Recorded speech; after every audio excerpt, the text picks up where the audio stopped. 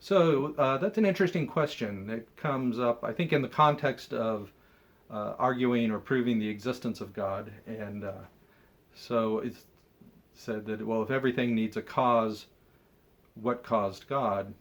But you should know that the proofs that are offered never say everything has a cause. What the proofs start with is a principle that everything that comes to be has a cause, and everything that we experience in this world comes to be. If everything we experience has a cause, then those causes either are something that came to be and so they have a cause, and so it goes back.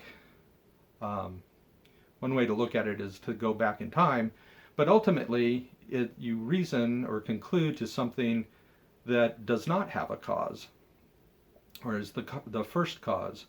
And then to ask, well, what is the cause of the first cause, is to not understand what the word first means.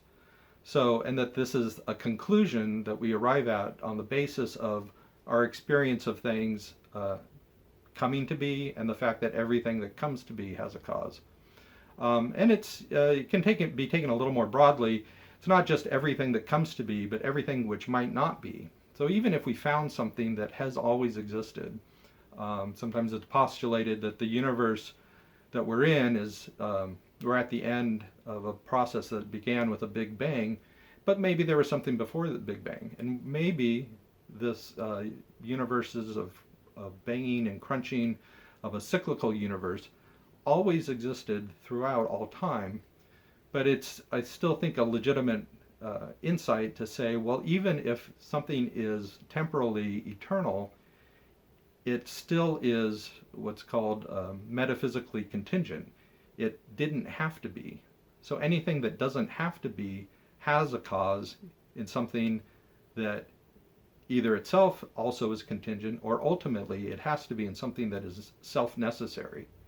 So to ask, and so we say that God is the first self-necessary being, and then to ask, well, what is the cause of a first self-necessary being, is not to understand what a first self-necessary being is.